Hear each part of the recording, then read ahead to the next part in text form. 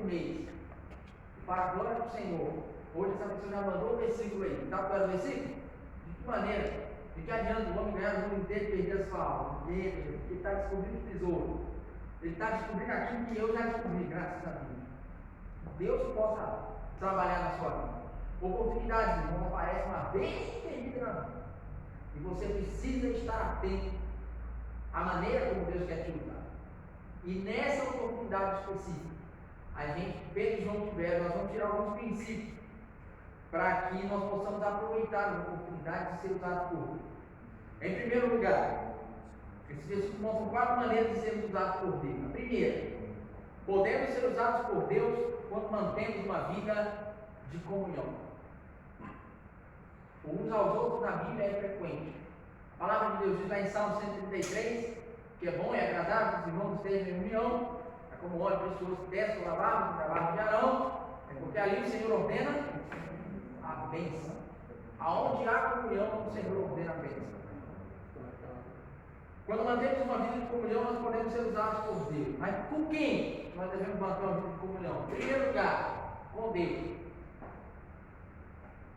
No versículo 1 a 3, você vê que Pedro e João subiam ao templo para orar, para a oração da hora nona, aqui aproximadamente 3 horas da tarde. Né?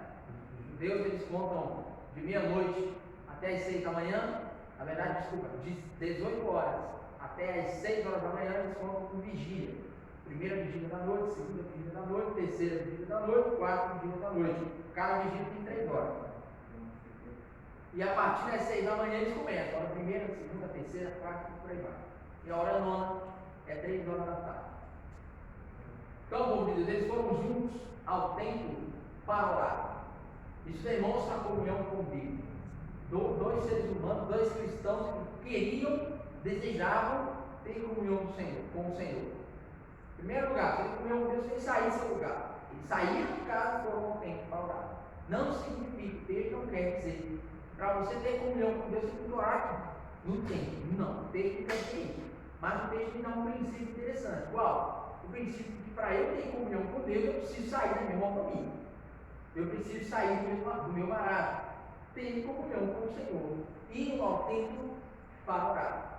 Você não vai ser usado por Deus se você não for uma pessoa de comunhão com Ele. Certa vez eu ouvi uma história que dizia assim, o camarada era assessor, estava falando em relação à questão de você aparecer, você ter holofotes. E uma das oportunidades naquele momento, o Papa parece que apareceria no local onde essas pessoas estavam. E uma delas queria ensinar a outra, disse assim, vem cá, o Papa está indo aparecer aí. Como é que você acha que você vai ser visto?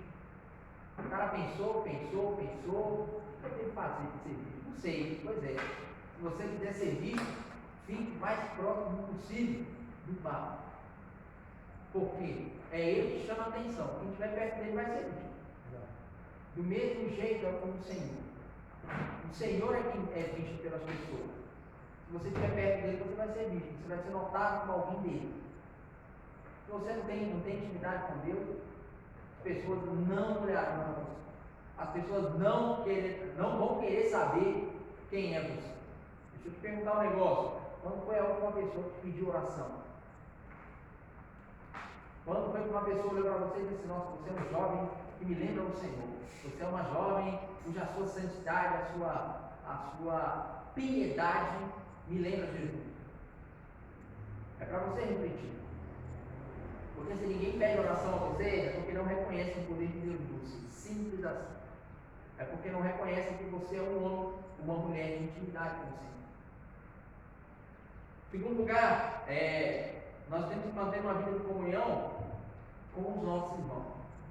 Os 2 personagens principais dessa história aí, lá dos 3, além do aleijado, são Pedro e João. E existem outras passagens da Escritura que demonstram Pedro e João juntos.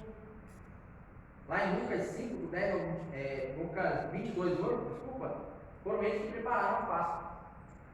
Foram eles que perguntaram, Jesus, como é que tu quer que a gente prepare a Páscoa? Vai lá e prepara do jeito que eu estou dizendo. Foram eles dois. João 23, capítulo 20, versículo 3, diz que eles dois, Pedro e João, foram juntos ao sepulcro depois que Maria Madalena engravidou. Era uma corrida lá, João ganhou, chegou primeiro e tal, mas era Pedro e João que estavam juntos. Capítulo 21, versículo 20, lá no mar da Galileia, é Pedro e João que conversam, dizem, eu mestre que está ali, não é? Porque os dois tinham uma certa intimidade. Pode notar, Pedro foi quem negou, pois é, mas quando Jesus apareceu, foi muito que Jesus ficou pelo nome, né? Vai lá, vida dos outros e a filho. Lembra disso? Intimidade. Atos capítulo 4, versículo 3, logo em seguida a esse acontecimento aqui, eles vão ser presos pelos líderes de Deus que estão pregando com Jesus ressuscitado. E tem outras passagens que mostram eles dois juntos. Ou seja, comunhão. Os dois envolvidos no ministério. Você vai ser usado por Deus quando em comunhão, além com o Senhor, com os seus irmãos. Eu não entendo comunhão com Deus sem comunhão com a igreja. Eu não entendo você dizer assim, não, Deus não faz não. Jesus, eu creio mesmo, foi que morreu na cruz, é isso aí, ressuscitou, vai voltar, realmente. Mas igreja, eu não entendo. Particularmente, o Cristo que ressuscitou tem que te levar para a igreja. Tem que te levar para o comum santuário, ou seja, a comunhão dos santos. Tem que te levar.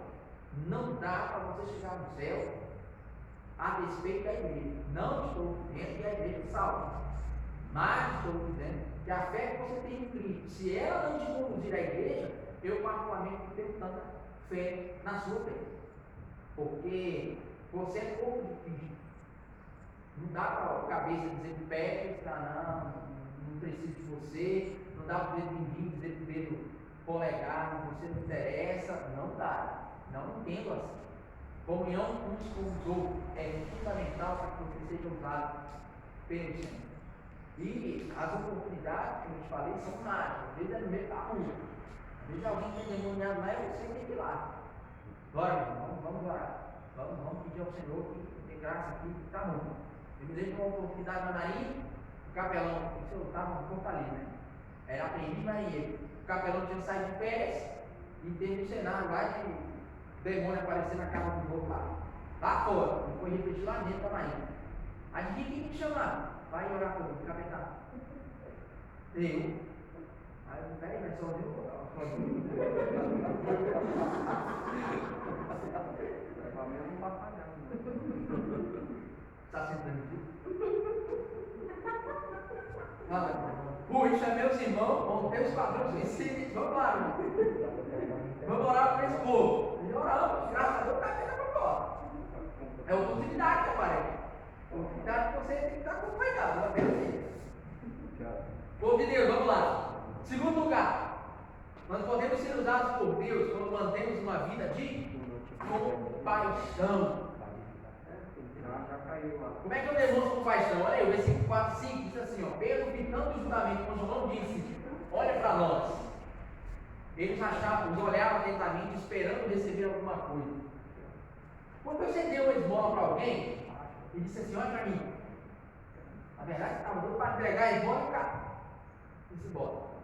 Quando Pedro e João viram aquela situação, interessante que o texto explica como o aleijado chegou lá. Como foi que ele chegou? Levaram ele costumeiramente para ele pedir esmola. Foi essa a razão pela qual ele chegou lá. Mas chegando lá, ele pediu de sempre. Dá uma esmola. Pedro e João tiveram compaixão do cara, olharam, sabe, aquela hora, um olha para o outro, tem olhar diferente assim. Vai ser é uma nota de 100, eu não sei, mas vai aparecer. Apareceu uma cura. Compaixão. Cadê? Uma compaixão é demonstrada quando você dá aos necessitados. Mas muito cuidado, em nome de Jesus. Cuidado com determinados ditados que tem por aí. Por exemplo, fazer bem sem olhar a quem. Sinceramente, me perdoa, mas esse ditado está absolutamente errado. É fazer bem olhando a quem. E quer dizer que você tem que ser seletivo para as pessoas com quem você vai fazer o bem negativo. Significa que você vai ser seletivo com o que vai dar. Eu preciso saber que o que você vai dar vai fazer o bem de verdade. Se eu só esmolar uma pessoa, dei dinheiro, beleza, você sabe para que ela vai usar? Sempre é assim, sou misericórdia. Minha mulher está ali na esquina, meus filhos estão passando necessidade, vão comprar remédio e tal. A história é sempre a mesma. E quando você vai ver, entregou o senhorzinho lá está ele na esquina mexendo um papo de cachaça. Olhar o bem, fazer o bem olhando a quem? A sua compaixão ela é determinada, ela é denunciada quando você atinge realmente o bem da pessoa, a necessidade dela. Determinado dia estava numa lanchonete, um casal aqui, foi aqui em Manaus, foi antes de ir para o Rio de Janeiro. Chegou uma pessoa querendo engraxar o meu sapato. Quer engraxar? Você está com o sapato social. Isso é serviço. Eu não sou obrigado a adquirir o seu serviço. Sou obrigado a comprar camisa, minha camisa na sua loja do Globo. Eu não sou obrigado. Bem-vindo ao capitalismo. Né? Mas eu disse, não, cara, obrigado. Aí ele falou o seguinte: ô chefe, você tem um trocado aí para a gente encerrar o dia? Esmola eu particularmente não dou. Particularmente não dou. Exatamente por isso. Eu quero fazer o bem olhando aqui. Aí ele entrou na minha. Ele entrou na minha e falou assim: ô chefe, não tem alguma coisa para eu comer não? Opa! Tive fome? Tive sede? Tive nu, não me vesti. Estava preto e me taxa. Então ele entrou na Bíblia. Agora, eu disse, agora você quer comer, né? Beleza. Aí eu olhei pro casal, estava comigo e falei assim: ó, vem cá, se você tivesse trabalhado o dia todo e tivesse oportunidade de comer um sanduíche, qual sanduíche você dividiria? Aí ele falou: rapaz, eu um x-tudo. Pois é, foi isso mesmo que eu pensei. Pois é, brother, quer comer, quer? X-tudo, tá bom pra você? Puxa, agradeço demais. Beleza, vamos dar um jeito. Faz o seguinte, faz só uma coisa pra mim, chama lá o garçom. Chamou o garçom, então, ó, pede um x-tudo na minha conta e dá pra ele. Tá bom? Foi R$13. Provavelmente, eu não ia gastar R$13 se ele encaixar no meu sapato. Se eu fosse esmolar, eu não ia dar R$13. Entre aspas, eu saí foi um prejuízo. Foi mais caro do que todas as opções que ele me deu. Mas nem tudo na vida é dinheiro. Nem tudo na vida. E outra, quando eu dei, falei pro casal, falei, é minha, tá? A conta é minha. Eu não vou repartir com você. Eu comi, ele conversou. Compaixão é isso. Atendeu o camarada e eu falei para ele: ó, se eu ver você de bola, eu vou arrancar a cabeça de você. Façam o bem olhando a quem? Atendam a necessidade do camarada. Ele tinha coisa de refrigerante. Perguntei: você quer refrigerante também? Não, eu já tenho aqui. Resumindo, quem queria era comer mesmo. Então você tenha compaixão. Não simplesmente vire os olhos. Não simplesmente diga não. É aquela história. A Bíblia diz: se está no seu poder ajudar o seu próximo, você não ajuda, você está em pecado. Quem sabe praticar o bem e não faz, comete pecado. Então nós somos usados pelo Senhor quando temos compaixão. E outra, compaixão, atender o necessitado também é aquilo que você tem. Se eu não tivesse R$13, eu também daria. Meu amigo, eu não posso te dar o que eu não tenho. E como Pedro e João olham para ele e dizem assim: não tenho prata nem ouro, mas o que eu tenho, fiz que eu. Você não pode dar aquilo que não tem. E outra, você não foi chamado a dar o que não tem. Fiz por todo mundo, pregar o evangelho a toda criatura. Ir por todo mundo, fazer discípulos de todas as nações, batizando em nome do Pai, do Filho e do Espírito Santo. Isso subentende que você já tem o evangelho, que você já foi batizado, que você já conheceu as boas novas. Você é chamado a dar o que você tem. E é uma outra reflexão. Se as pessoas não veem Deus em você, pergunte a si mesmo se você o tem. Pergunte a si mesmo se ele está sendo: Senhor, como é que eu sou abafado? O que está acontecendo? Compaixão é isso. Dar o que tem. Ofereceram o que de melhor tinham. Fé em nome de Jesus. A sua fé deve ser oferecida aos demais. Não como uma estratégia de aprisionamento, como o mundo diz. Não, mas a religião ela aprisiona negativo. Conhecer a Cristo é a maior das libertações. Se alguém concorda comigo, diga amém. Amém. Amém. Podemos ser usados por Deus quando mantemos uma vida consciente. Você adora a Deus, Romanos 12 lá, a apresentei os vossos corpos como sacrifício vivo e santo, agradável a Deus, que é o vosso culto racional. Você precisa ser consciente a respeito da sua própria limitação.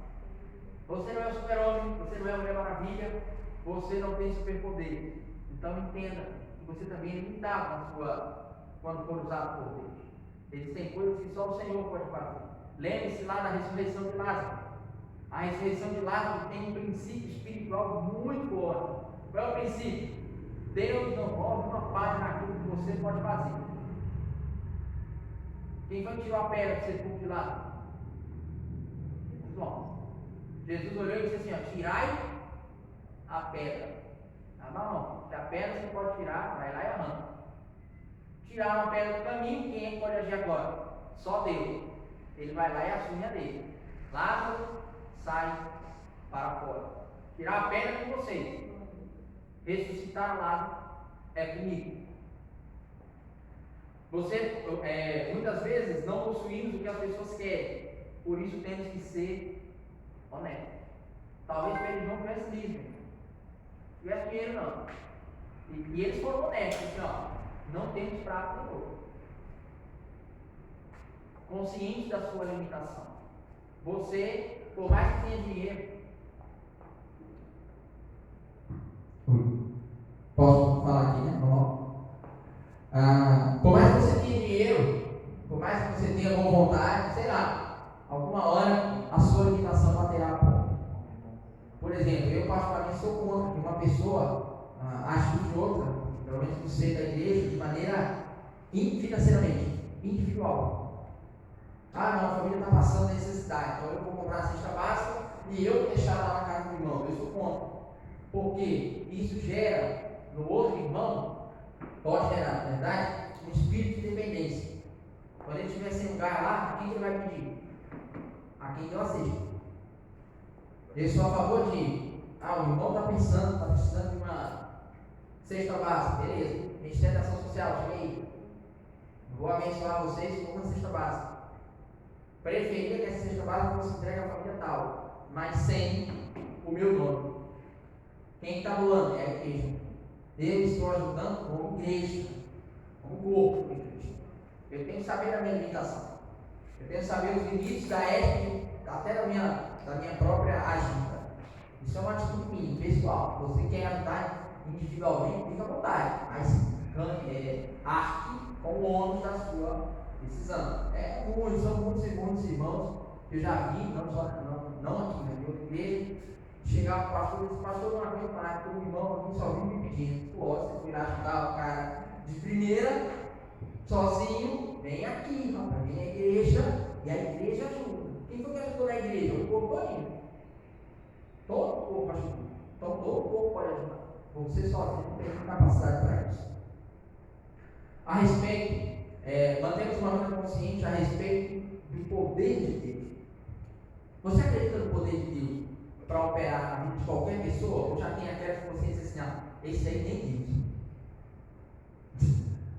Você é consciente do poder de Deus? O poder que Ele tem para operar na vida de outros? O poder para atender as necessidades está em Jesus Cristo, o Nazareno. Nós somos apenas canais. Tenho certeza que as pessoas que você já entregou é porque você estava confiando no seu próprio potencial para ajudá-las. É o Senhor que é a fonte de todo bem, é a fonte de toda riqueza, a fonte de toda sabedoria é o Senhor. Você sempre será um mero instrumento. Sinceramente, para todo esse prédio ser construído, eu sei que preciso de martelo aqui e acolá, eu sei que preciso de uma colher de pedreiro, eu sei que preciso de uma massa, eu sei, mas quem fica aqui enaltecendo ela? Se tem alguém que pode ser, entre aspas, enaltecido, é o pedreiro. Nossa, que pedreiro competente. Da mesma forma, somos nós mesmos. É o Senhor quem é a fonte, você é o mero instrumento. E para encerrar, podemos ser usados por Deus quando temos uma vida comprometida com a proclamação do nome de Jesus. Você tem que ser comprometido com essa proclamação. Se você acha que a resolução de todos os problemas das pessoas está meramente numa leitura de um livro, ou no fazer de boas obras, ou seja lá o que for, o seu conselho vai ser sempre deturpado. O Senhor te dá sempre oportunidade para que o nome dele seja propagado. Nossa, irmão, tome isso aqui, isso é uma bênção. Nossa, irmão, faz isso, vai ser uma bênção. Beleza, mas os seus conselhos, as suas advertências têm que sempre apontar para a pessoa de Cristo. Quando você tem uma vida comprometida com a proclamação do Senhor, qualquer problema que você vê nas outras pessoas, você apontará o remédio dos remédios, o médico dos médicos. Quem é? Cristo Jesus. A mensagem do Evangelho é o oferecimento de Jesus como a única esperança, seja para qual for o problema. Não interessa se é um problema psicológico, não interessa se é um problema financeiro, se é um problema conjugal, se é um problema profissional, se é um problema, sei lá, familiar, seja o que for. Jesus é a solução para esse problema.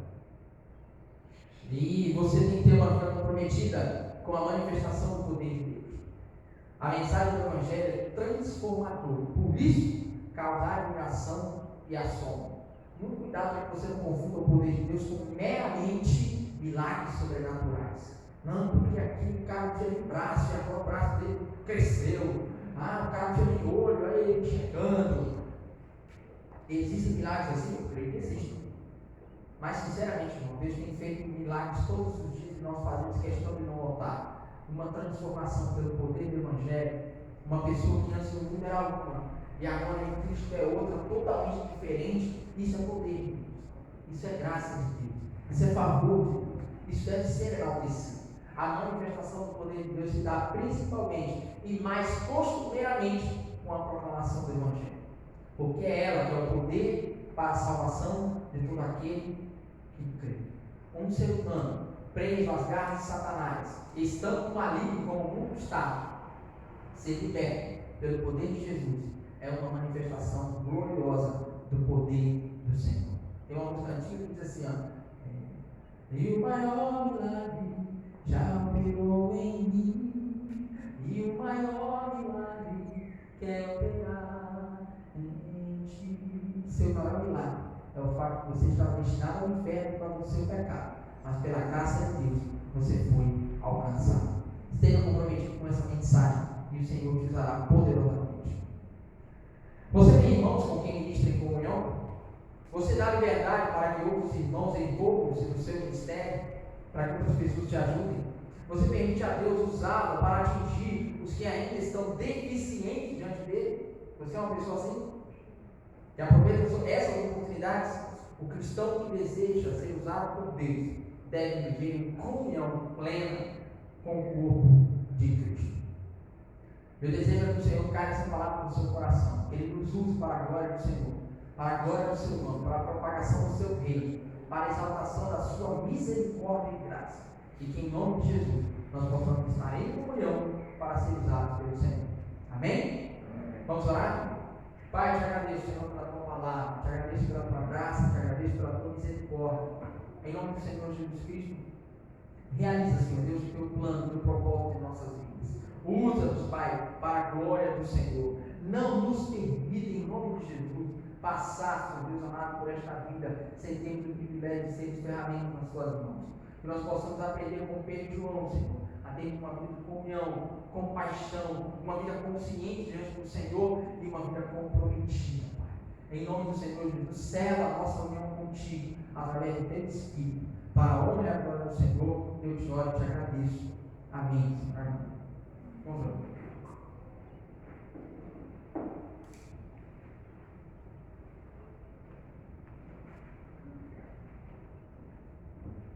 Agradecemos ao irmão Iago pela bela palavra, pela manhã, e quando o Ministério do Louvor vem chegando, para nós encerrarmos com o cântico, gostaria de reforçar as informações para a igreja.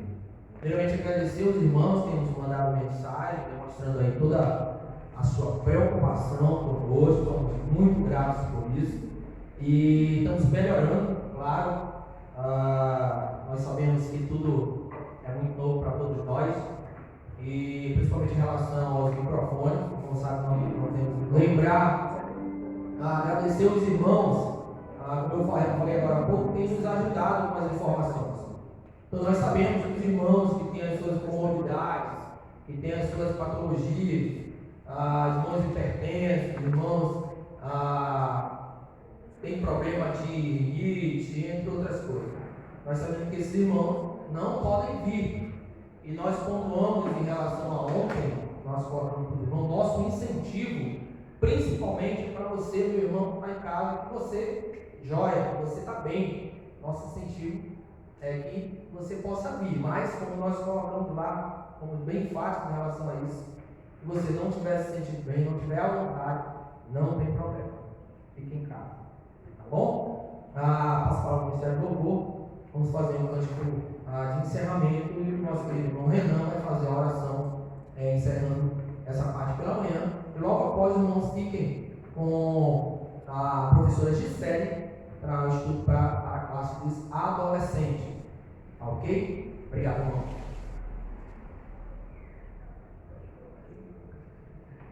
Bom, convido a igreja, vamos se colocar em pé, como nós estamos aí sem letra, vamos cantar o Obrigado Jesus. É o hino mais conhecido da Fonte das Oliveiras. É um hino bom, né? Obrigado Jesus. Vamos lá, irmãos.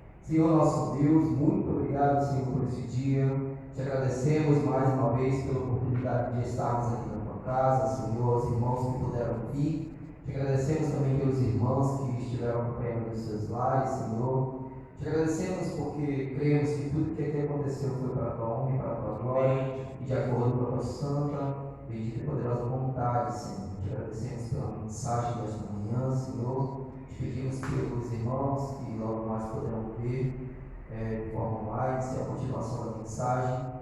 E te pedimos também, Senhor, pelo restante do dia, esteja conosco, abençoa o culto, Senhor, da noite, também que o Senhor esteja nos abençoando, Senhor.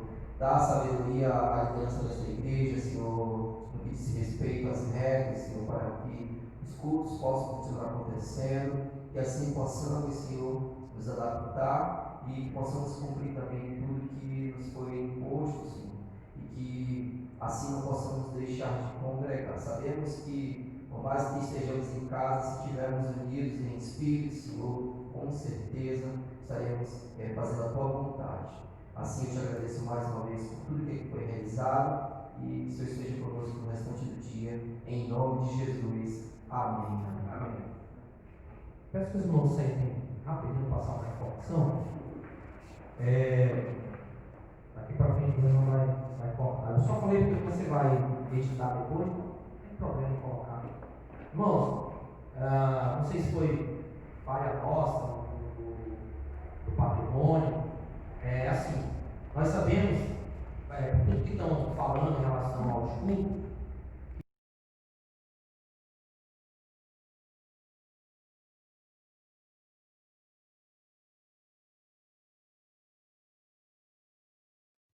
Bom dia, irmãos. Bom dia a todos. Que a graça do Senhor seja com todos vocês. Sejam bem-vindos à classe dos adolescentes. Então, hoje nós finalizaremos a nossa lição com o tema Perguntas sobre momentos difíceis. Nós vimos 3 tópicos. O primeiro tópico, como lidar com a terrível ansiedade. O segundo tópico, como enfrentar a morte de um ente querido. E o terceiro tópico é, pode um cristão passar por depressão? E eu quero complementar uma fala sobre esse tópico antes de passarmos para o nosso quarto e último tópico. Na parte em que eu falei da ajuda, em que se a pessoa precisar de uma ajuda profissional, para ela procurar uma pessoa cristã, uma pessoa que respeite o princípio da palavra, eu quero complementar que temos muitos profissionais excelentes que não são cristãos. Então, se porventura a pessoa não encontrar um profissional cristão, deve orar e pedir ao Senhor orientação, caso encontre um profissional que não seja servo do Senhor. E eu creio que aí o Senhor, Ele dará o melhor direcionamento para o seu caso, que eu tenho certeza que o Senhor quer ver todos os seus filhos bem.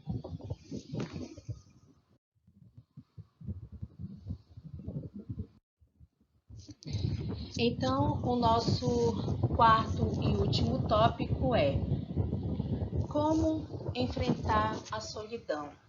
A solidão também ela tem chegado à vida dos cristãos, casados, solteiros, crianças, idosos, adultos, tem chegado na vida de todas essas pessoas.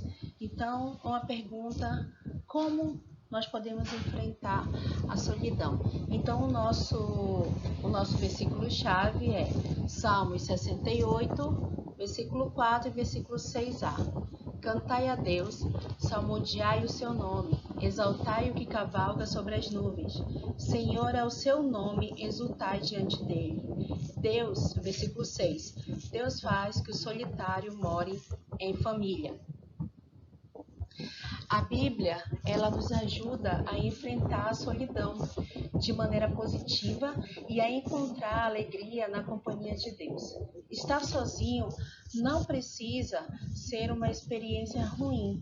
Então, não precisa ser uma experiência ruim estar sozinho. Então, daqui a pouco nós vamos ver aí a diferença entre estar sozinho e a diferença entre solidão.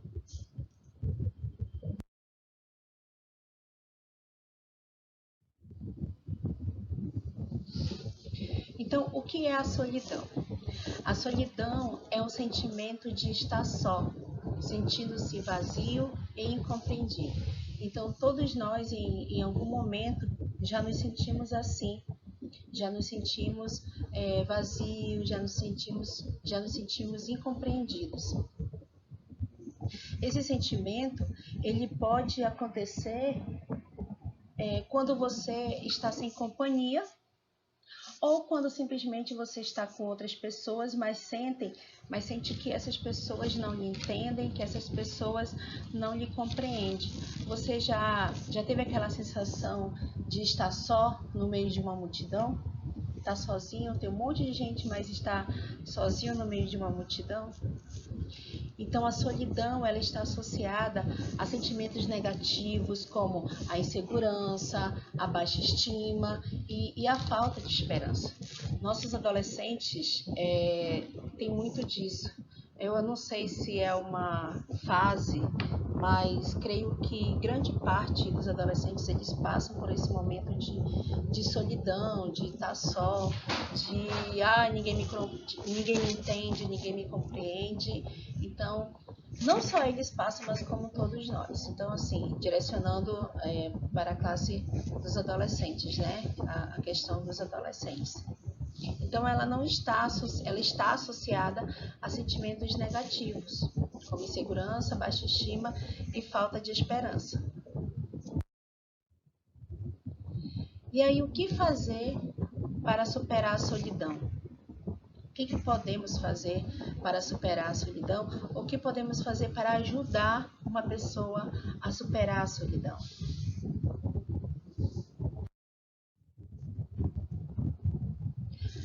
A primeira coisa, nós vamos falar sobre 4 tópicos, de 4 maneiras de como podemos ajudar a superar a solidão nossa ou de alguma pessoa. Primeira, Deus sempre está com você. A primeira coisa que você precisa entender é que você não está sozinho. Quando você se arrepende e aceita Jesus como seu Salvador, Ele passa a morar dentro de você. Deus está sempre com você, mesmo quando você se sente sozinho. E aí está aí, como nós vemos aí no livro de Hebreus 13, 5b. Porque Ele tem dito, de maneira nenhuma te deixarei, nunca jamais te abandonarei. Então, o Senhor sempre vai estar com você, nunca duvide disso.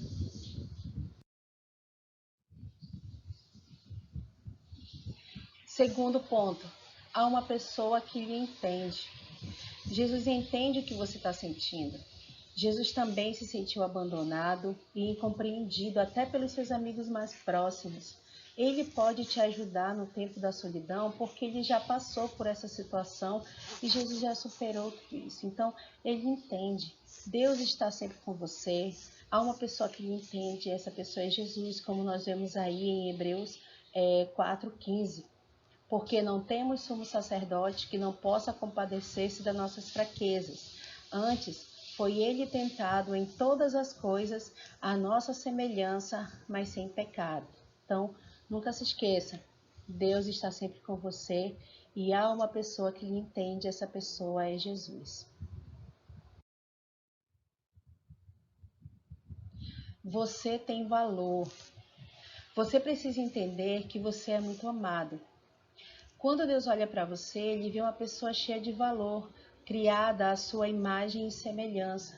Deus lhe ama tanto que Ele deu o que Ele tinha de mais valor, o que Ele tinha de mais valor, o que Ele tinha de mais precioso para lhe salvar, que foi justamente o seu Filho Jesus. Então você tem valor para Ele. Você tem valor para Deus porque, como diz em Gênesis 1:27, criou Deus, pois o homem à sua imagem. A imagem de Deus o criou. Homem e mulher o criou. Então, mesmo na solidão, você tem seu valor. Se por acaso o seu coração mentir e lhe disser que você não tem valor, não acredite. Como nós vemos aqui em Jeremias 17:9. Enganoso é o coração, mais do que todas as coisas, e desesperadamente corrupto. Quem o conhecerá? Então, muitas vezes, o nosso coração ele nos engana, nos dizendo que não tem ninguém por nós, nos dizendo que nós não somos nada, nos colocando lá embaixo. Mas a palavra de Deus diz que nós temos valor sim, porque Deus nos criou à sua imagem e semelhança e Ele nos ama, Ele deu seu Filho para morrer por nós. Então, você tem valor sim.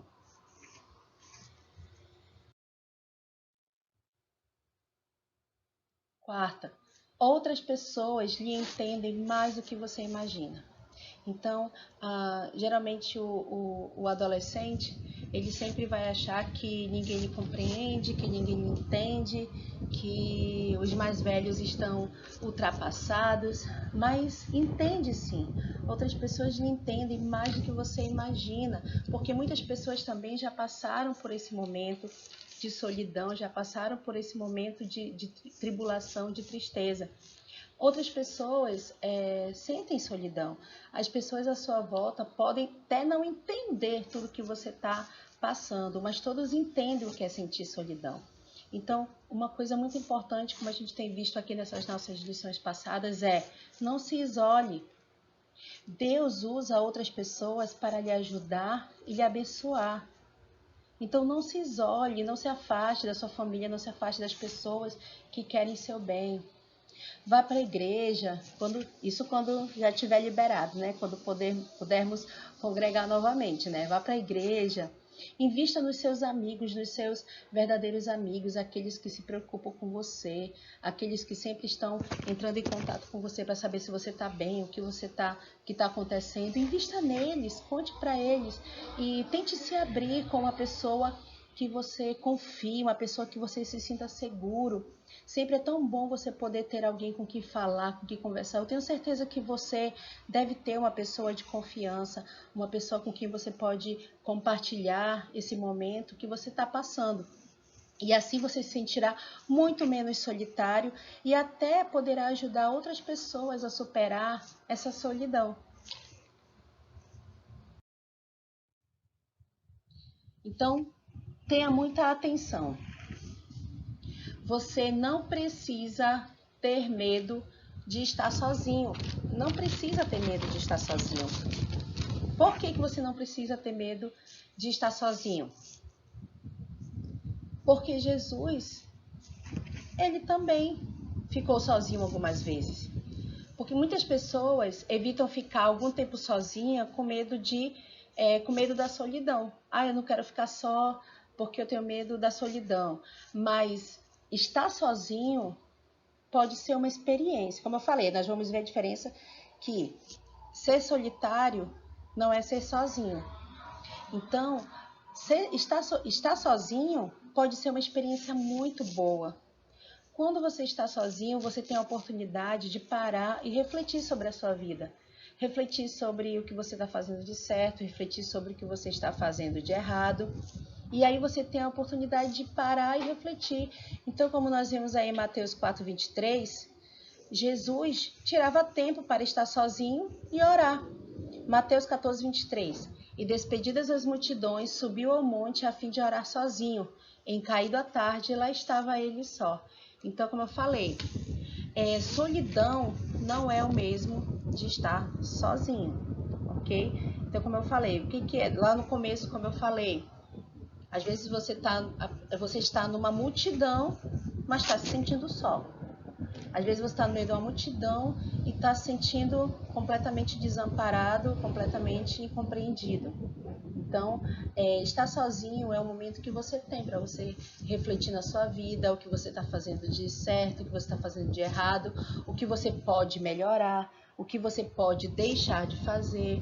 Um tempo sozinho, você pode tirar um tempo para estar com Deus, lendo a palavra de Deus, orando, meditando, e assim fazer esse tempo só ser um tempo bem gasto, um tempo de investimento com o Senhor. Então aí, como eu falei, solidão não é o mesmo que estar sozinho. Não é o mesmo que estar sozinho. Então, a beleza da vida abundante é saber que Deus se importa que tenhamos alguém ao lado. Então, Deus quer que nós tenhamos alguém ao lado. Ele mesmo, em sua gloriosa presença, a nossa família, mesmo que naquele momento eles não te compreendam, e nossos irmãos na fé. Então, por mais que você pense, por mais que você ache que você está sozinho, você não está só. Por mais que as pessoas, você ache que as pessoas te abandonaram, as pessoas não te compreendem, Deus te compreende, Jesus te compreende. Jesus passou por este momento de solidão e de angústia. Então, para terminarmos a nossa aula, Como sempre, nós ficamos com algumas frases. Então, a primeira frase é: mesmo que tudo pareça difícil, Deus está sempre com você. Mesmo que tudo pareça difícil, Deus está sempre com você. E em Isaías 41:10 diz: por isso não tema, pois estou com você. Não tenha medo, pois sou o seu Deus.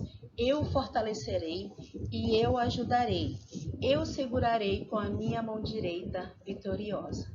Então, que você possa descansar no Senhor, que você possa colocar a sua confiança no Senhor, porque Ele está com você em todos os momentos, mesmo naquele momento em que você se sinta a pessoa mais sozinha do mundo. Ele não te deixa só e Ele não te desampara. Que Deus abençoe e dê uma ótima semana para cada um de vocês.